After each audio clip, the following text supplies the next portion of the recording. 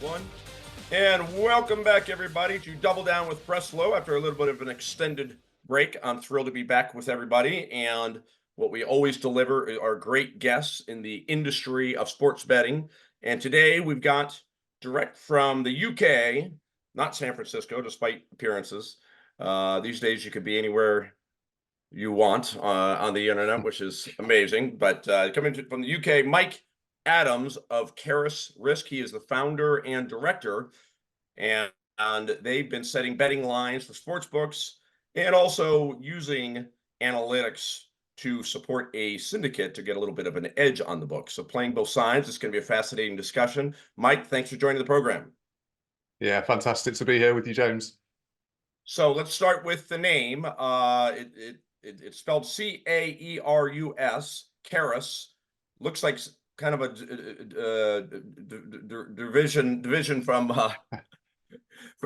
what's the word I'm looking for? It's too early in the morning here. From Caesar. This has nothing to do with Caesar. Not Caesar, no, but we went down the maybe not so original path of going through Greek gods to try and find a suitable name for the business.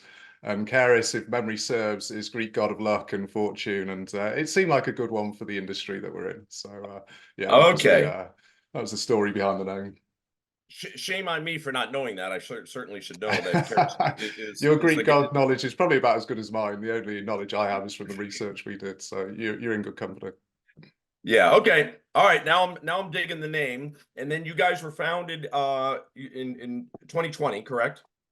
Yeah, we've been going around about 4 or 5 years now. The technology, or me and my fellow founder, we actually met about 7 years ago. So the kind of inception of the technology and where it started was then, but as a company, yeah, 4 years. Okay. And prior to that, you were at Bet365 on the bookmaking side. Yes, so I'm a well-served veteran of the sportsbook industry. I started my career almost 15 years ago with Bet365. Yeah, they were a fantastic firm both then and now, gone on to be one of the dominant players in the online market. Moved over to Paddy Power's Australian company, Sportsbet. So I served my time on the trading floor there, and then came back to the UK. That was over in Melbourne. Came back to the UK about 5 years ago, and yeah, have been self-employed and in the industry, kind of carving a path myself ever since. Bet365 is out of UK, correct? Yes, yeah. And what are they doing? Remind me what they're doing in the US. Are they partnered with somebody in the US? Yeah, so they are present in the US. I don't know the volume of states that they're in at the moment, but they're not as aggressive, shall we say, when entering new territories like the Flutters of this world with the FanDuel acquisitions. And 365 tends to just try and grow organically in these regions as opposed to acquisitions. They're still a privately held company, and that gives them a kind of global competitive edge, I suppose, without the needs to acquire.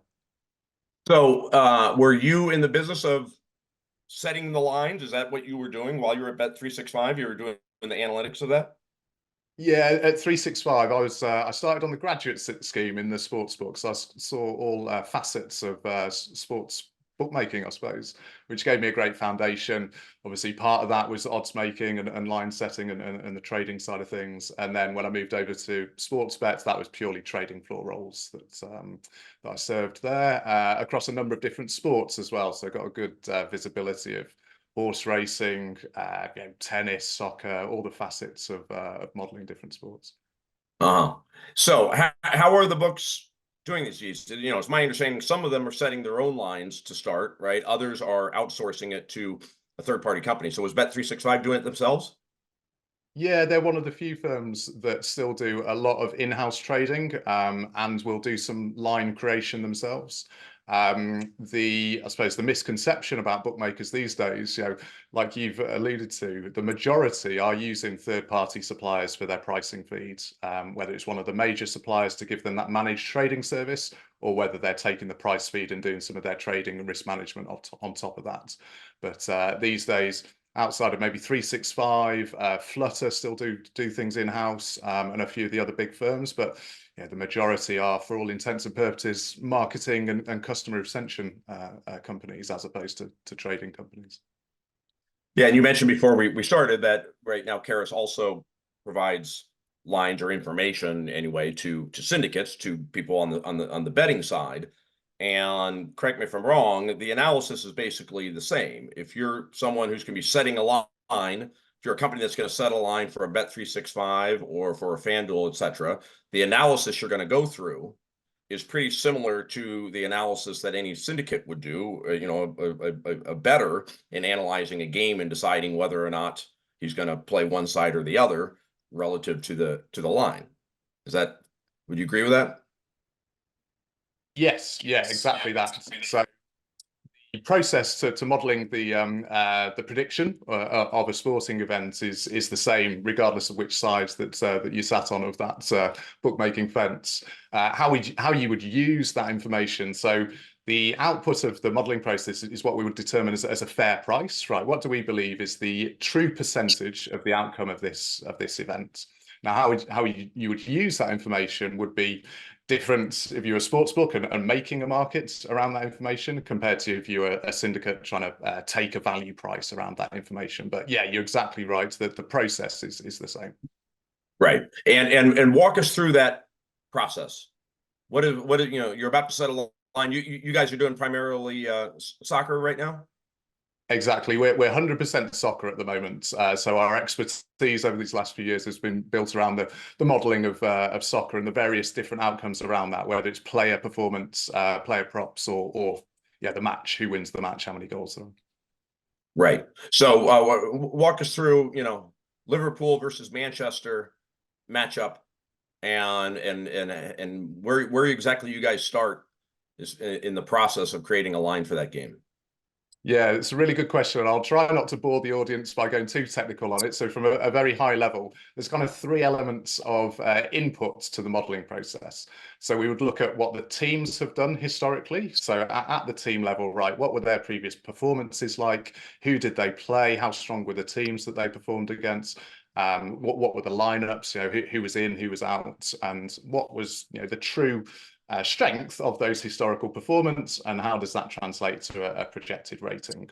Then we've got what we would term as a bottom-up approach, where we look at the players only. So we kind of take what they did on the pitch and then model that. So that's getting quite complex, and there's a lot of machine learning that goes into that player model. And then the third element is external variables. So these are things that influence the performance of a team that's outside of the two teams. So where did they play? Was there a crowd, a home crowd in attendance? How far did the teams travel to get to that stadium? What was their schedule like going into that game? So there's all these variables that will impact performance, and they are in the model as well. Yeah, I just listened to the Billy Walters book. Have you listened or read that book? Fantastic. Yeah, I have Yeah. read that, like about 90% of the betting population, I think. So what he describes as far as what he used to do, his syndicate in betting, and he claims that he was profitable for like 22 straight years. I don't know if anybody's out there doubting that or not, but that's what he claims. And it was pretty much going through the process that you just articulated. But I guess, a question for you about Billy, since you've also, read the book.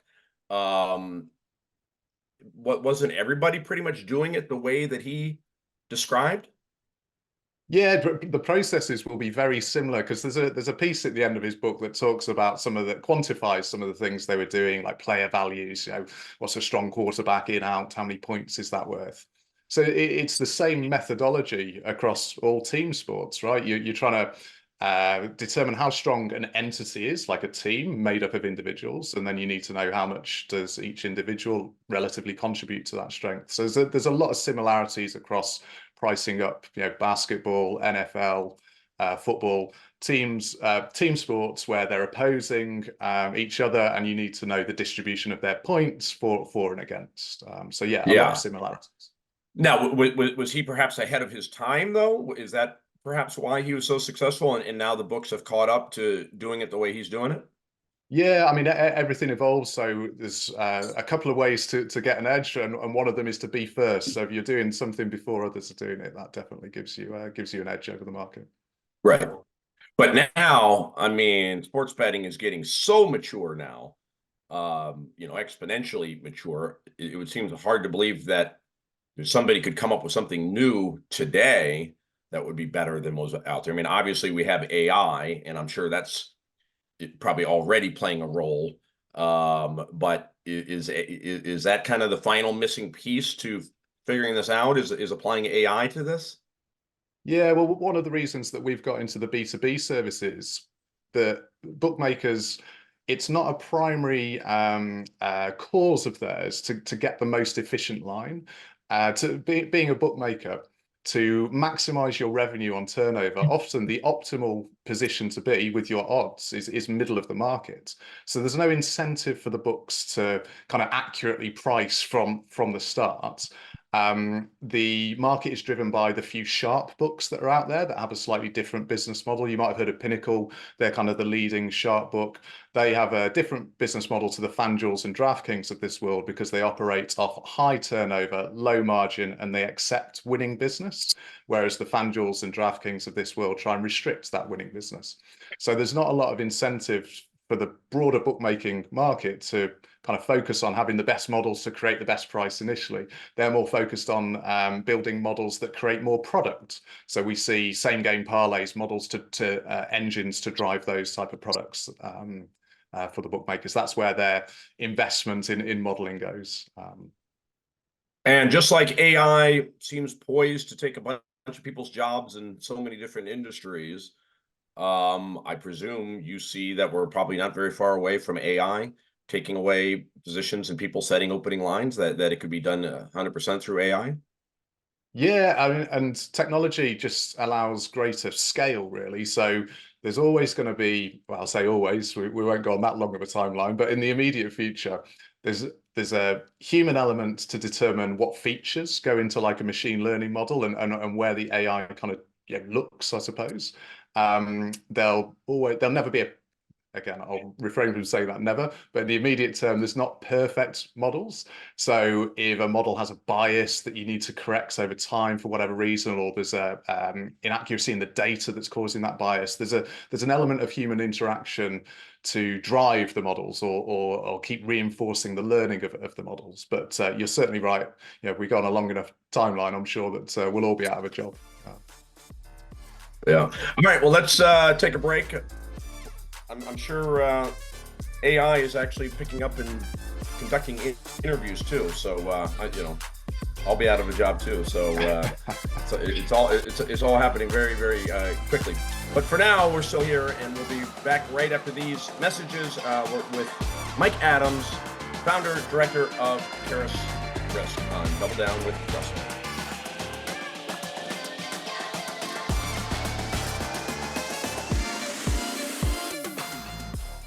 Buy, hold, sell, brought to you by Crosscheck Management.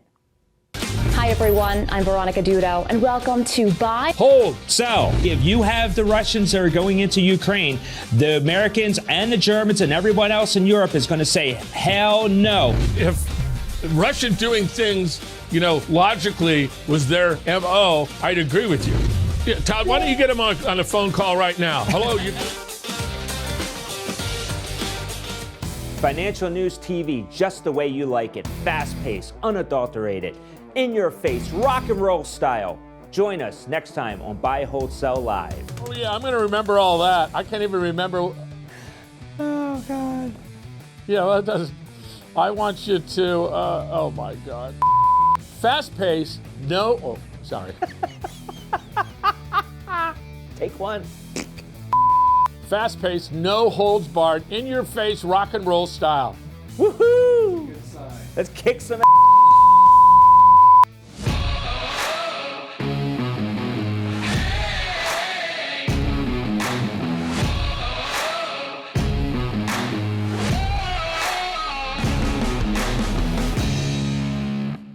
I want you to smash that like button.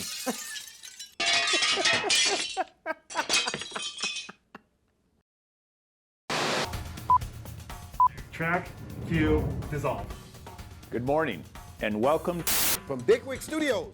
From the Bigwig Media Studio. Bigwig Media's broadcast center at the Willard is the ideal headquarters to host your virtual meetings and video conferences. kudos to our team who's running around behind the cameras. What I liked about working with Big Wig Media was you guys are the experts. Our industry pros have you covered. Let's get started.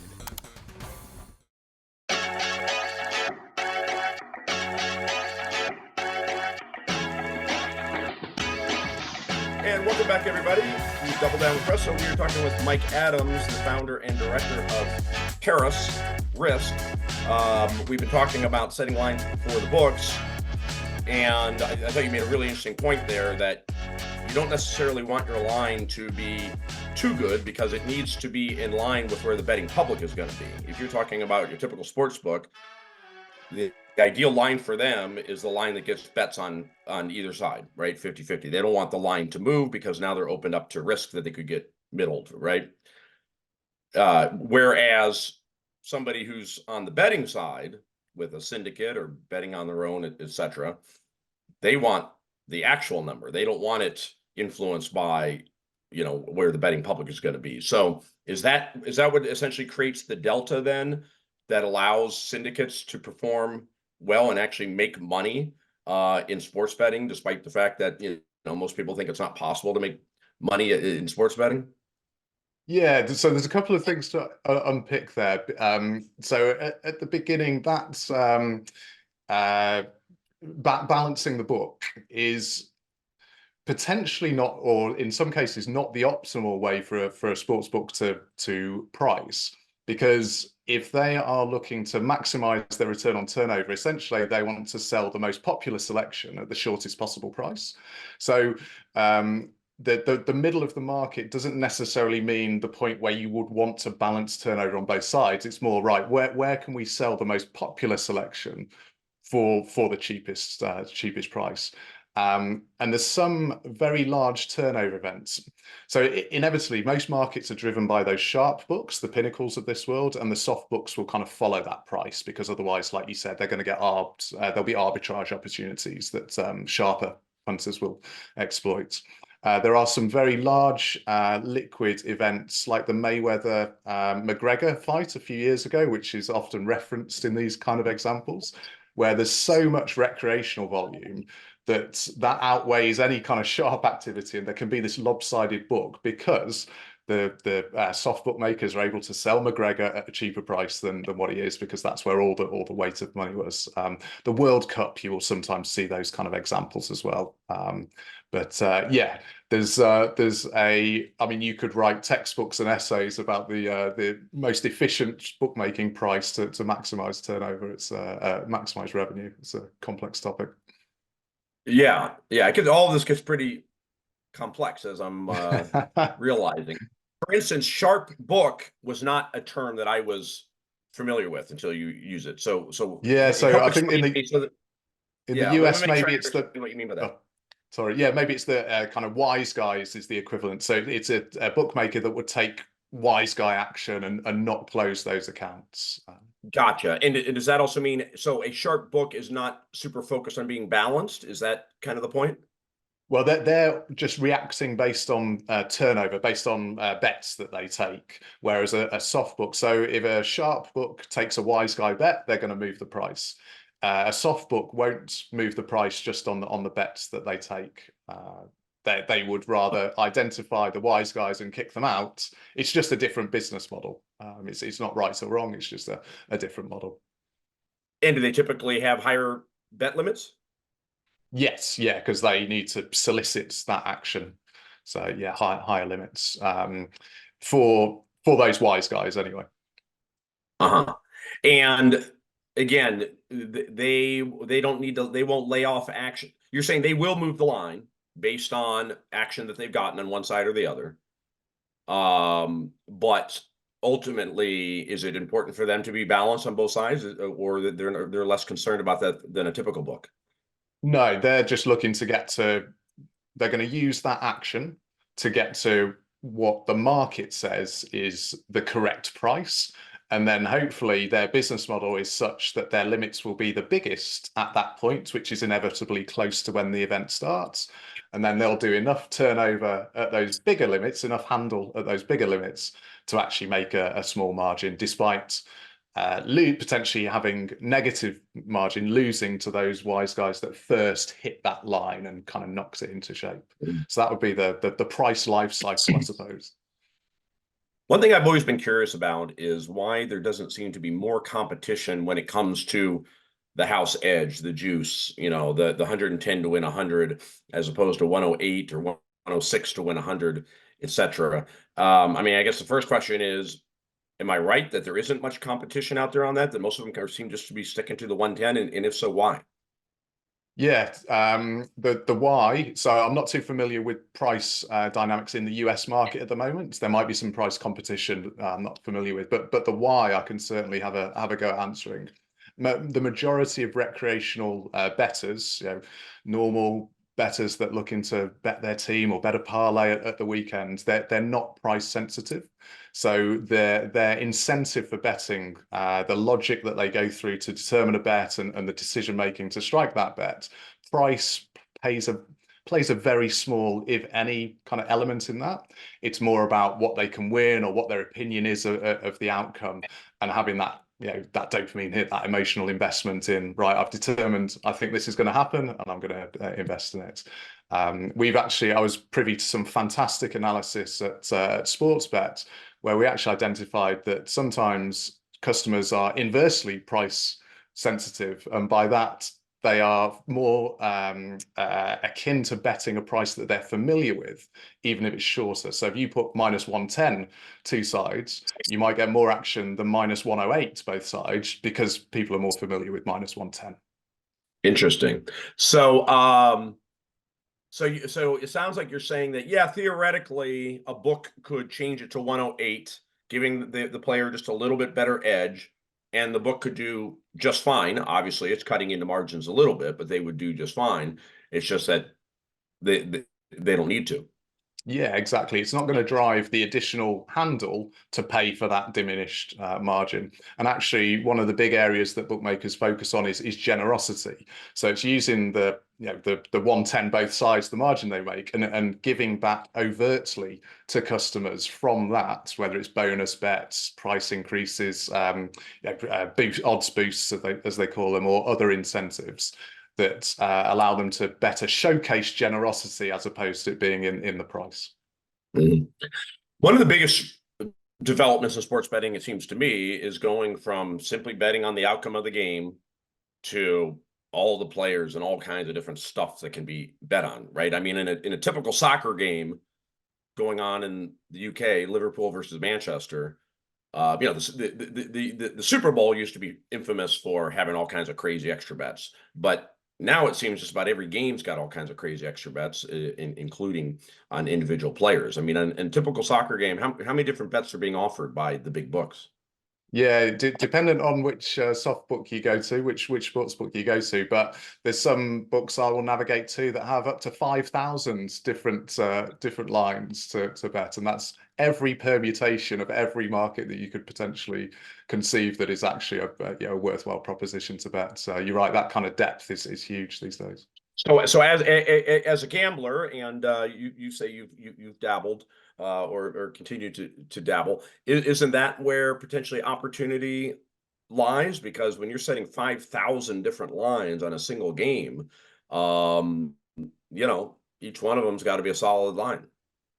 Yeah, exactly. And you'll find that bookmakers reflect that uncertainty in the overround, the margin that they will charge. So particularly things like same game parlays, where you've got multiple events, selections within that bet that might all be independently quite low confidence markets. And to cover that or allow for that, there's a lot more margin that's built in for the bookmakers. So yeah, you're 100% right that uncertainty abounds in those derivative markets, and just additional margin is the way the books will manage that these days. Yeah, and also the likelihood of some type of corruption comes in big time when it's not just, it used to be about, oh, could one player influence the outcome of the game, be paid off, and this and that, but when you're betting on how many assists a basketball player is going to have, or how many yards running, a running back in the NFL is going to have. I mean, they have 100% control of that outcome in their own hands. So the risk just goes through the roof based on this type of betting. Yeah, with the market depth certainly heightened, and I believe there was a case in basketball recently, wasn't there? I think the benefit of more regulated markets, so the US now being regulated compared to before PASPA was repealed, there's the benefit to the visibility and surfacing of irregular betting patterns that help to actually eliminate these kind of cases, as opposed to if it was purely an offshore market and these actual propositions were still being offered, but there wasn't the regulation and the integrity units to actually deal with this kind of risk. Yeah. Well, I guess that's a question is, where would the bets take place? If there was some type of a, inside job being conducted, would they be placing their bets with the legal sports books, or which have probably generally pretty low maximum bets, right? Or would they be betting them offshore anyway? Yeah, that's a good question. I believe the recent case was a regulated book, wasn't it, for relatively large stakes? So, but I don't know too many specific details about that case. And what was that? That was in the U.S.? Yeah, there's a basketball player. The name does escape me, but it was a few weeks ago. It made the headlines. He's betting on unders in his one of his props, or someone connected to him. Sorry. Oh, I see. He was betting. They caught the guy betting on himself. I believe unders on one of his props. Yeah, but don't quote me on the name. I'll have to share the story. What is your belief as to how much of that might be actually going on? I'm not talking about a player just trying to make money. I'm talking about a player being paid off to, throw a tennis match or throw a over/under on yards in a game, etc. Do you have any feel to what extent this is going on out there? Yeah, there's some really good integrity reports, particularly in soccer, that we have visibility of. And given the volume of events and the volume of markets that take place each year, the percentage is very, very low. You're talking below 0.2% of events. And most of those tend to be lower grade events. So whether it's youth level, like under 23, should say, that kind of level, or very amateur lower leagues where there's low remuneration for players and there's that additional incentive. Certainly at the top and professional levels, the prevalence in soccer, at least, is very, very limited. Yeah, I've heard some rumors about things happening in, kind of third world country kind of stuff, right? Where like you said, it's all about how much the players get paid. If they're not getting paid enough, then they're susceptible to it. And right now, the money in U.S. and European professional sports is pretty significant, make it pretty hard to pull it off. Yeah, exactly that. So yeah, it's something that's existed since sports existed. I think there was a baseball World Series 100 or so years ago, wasn't there? That famously was a fixing event. So I think was it Todd's old enough to remember that. Maybe he'll pipe in with that. It was the Black Sox scandal. Like, for some reason, 1908 is the date that rings the bell. Did you see that movie? It's a pretty good movie. So it sounds about right, the date. I'll have to catch the movie. You'll have to send me the name after the Oh, yeah. No, it's John Cusack, I remember, was one of his first films. And who was the Shoeless Joe Jackson was kind of the famous player involved. He was like the best player in all of baseball, but he was part of throwing, I mean, of all things, the World Series. World Series, yeah. Yeah, I think the backstory is they were pissed off at the owner because he was underpaying all of them to begin with, and this was an opportunity to get back at him. Sounds like a good movie. Cool. Well, yeah. No, it's I forget the name of it, but anyway, Black Sox scandal. If you look up the movie, you'll find it. All right, Mike. Well, let's wrap up there. Anything else you'd like to share for people to know? Find your company, etc. Yeah, website is caerusrisk.com, .co.uk, sorry, and you can find us on LinkedIn as well. Just put in the same name, Caerus, on LinkedIn to get in touch. Nice. And you guys got people working for you in the States also, or just everybody's in the UK? Yeah, our CTO is actually in the US, so he's based out of New York. We're a remote first company, so we've got guys all over the place, from Mexico to the Philippines. We're pretty global at the moment. Yeah, awesome. Okay, Mike Adams, founder and director of Caerus Risk. Thank you so much for joining Double Down, and thank you all for listening and watching. We'll be back soon with another great episode. Take care, everyone.